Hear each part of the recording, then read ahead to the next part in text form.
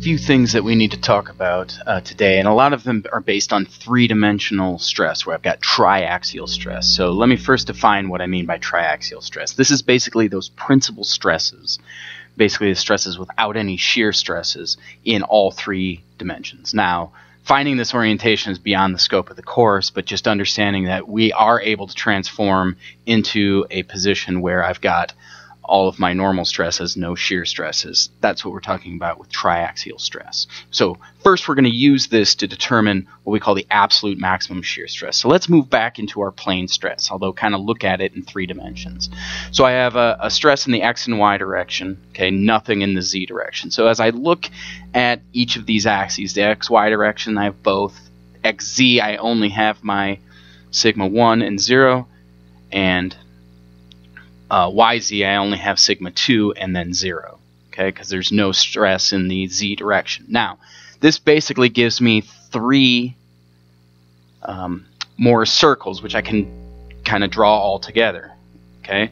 So the big outer circle is the XY plane, okay, where I've got, excuse me, that's not the, this is the XY plane, the circle on the right, okay, where I've got sigma 1 and sigma 2.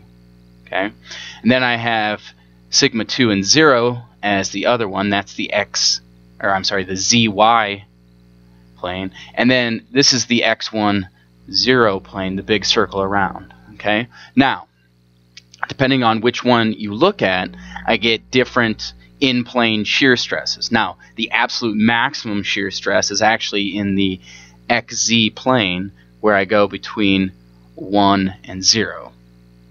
Okay, so if you look up here, I have sigma min, sigma max, and then some sigma intermediate. Okay, sigma intermediate here is 2, sigma max is sigma 1, and 0 is my sigma min. Okay, so in order to find that absolute maximum, basically I need to find the radius of this outside circle, which is essentially going to be whatever my maximum is minus my minimum over 2. Okay. Now keep in mind, sigma max will always be sigma 1 because it's always bigger than 2, and it should always be bigger than 0, which will always show up in one of these. Okay. Now my sigma min in this case is 0, but in a case like this where I have both a tension and a compression, okay, my sigma 2 actually goes negative. Okay. So now sigma max is still sigma 1, sigma 2 is now sigma min. So sigma max minus, again, a negative, so it's basically like adding them together to find the radius of the maximum shear stress that I've got, the absolute maximum. Okay, so that's how we figure out the absolute maximum, which may not be in the plane that we are currently looking at. Okay, so the next thing we want to talk about is a generalized Hookes law, which is basically a 3D Hookes law. Okay, so before we just had, you know, the one-dimensional. Okay, now we're going to start looking in 3 dimensions. So if I look at the strain in the x direction, my Hookes law that I'm used to is sigma over Young's modulus. Okay, but again, due to Poisson's ratio, okay, a stress in the x and the z create a negative strain in the x direction. So I have Poisson's ratio times Hookes law in both the y and the z direction as well.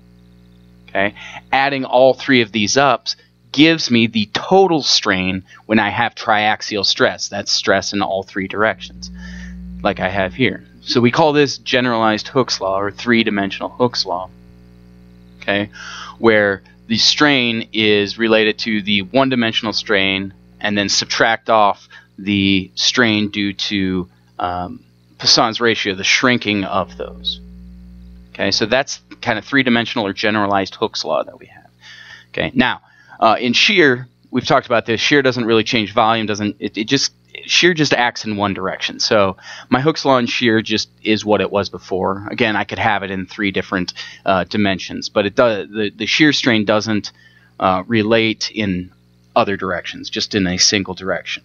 Okay, we've already done this relationship, but here's the derivation of the relationship between the Young's modulus of elasticity and the modulus of rigidity, E and G. Okay, so I'm going to start with plain pure shear thing here, and then I'm going to transform it, right, rotate it 45 degrees, and I get my principal stresses. Now, based on that transformation, okay, my sigma is equivalent to my shear. Okay, my normal stress is equivalent to my shear when I rotate at 45 degrees. Okay, because in pure shear, the sigma average is 0. Okay, in the principal, my tau goes to 0, and my sigmas basically are equivalent to those shears. One's in the positive direction, one's in the negative direction. So one's in tension, one's in compression. Okay. So from Hooke's law above here, okay, I can find the strain related by this, where one of these stresses is 0 and the other two equal tau. Well, one equals tau, one equals negative tau, which is I have here. So instead of the minus, I have the plus. Okay. Also from that transformation equations, that development we had earlier, okay, the maximum shear, okay, is just going to be gamma over 2. And again, that's because at that point, sigma is 0 and 0. So I'm just left with the square root of gamma over 2 squared.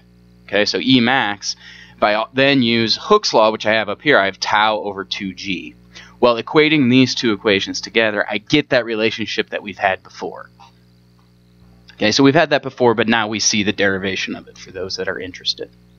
Okay, the last thing we want to talk about is something called dilatation. So again, when I have this triaxial stress, okay, I have a volumetric strain, which is basically the change in volume over its original volume.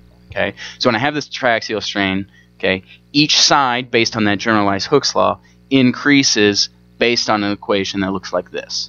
Okay, 1 plus the strain of dz. That's the new chain. That's the new length. It's basically, you know, if it started at dx dy dz, now it's dz 1 plus the strain, right?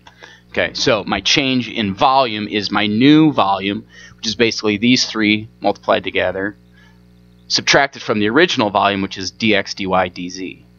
So through some algebra, I just find out that my change in volume is the strains added together times the initial volume. Okay, plugging that into my definition of dilatation, which is the change in volume over the original volume, basically I just get rid of the original volume, and that dilatation is just the sum of the strains in each direction.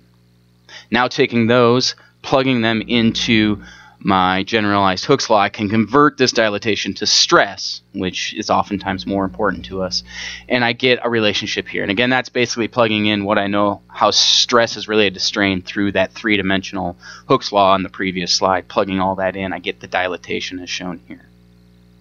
Okay, now we're going to look at something of a bulk modulus, and what we do here is we're looking at this under a uniform pressure. So basically throwing some material, you know, underwater, you've got compression on all sides. That compression is equal, that stress is equal to the pressure on that. Okay, so my dilatation basically goes to P plus P plus P in the negative sense. So I get negative 3P for my stresses. Okay, so the dilatation is essentially stress over strain. Okay, where stress is pressure, strain is the dilatation. Okay, so we call that a bulk modulus. The negative sign is because, again, this is when the pressure is under compression, so all of those stresses are in compression. Okay, so taking the P divided by E, and I get this equation right here. That's my bulk modulus. Now, this equation right here, we talked about this earlier as well, is why I know that my Poisson's ratio has to be somewhere between 0 and 0.5, because if it goes beyond 0.5, well, then that K goes to negative, which doesn't make sense, meaning a pressure would cause an expansion. Okay, and it can't go any lower than 0, because that doesn't really make sense either, having, you know, because then, you know, as I pull on something, it also stretches out in the middle, which is opposite. So Poisson's ratio has to be between 0 and 0.5. So those are some things that we look at when we're looking at triaxial stress.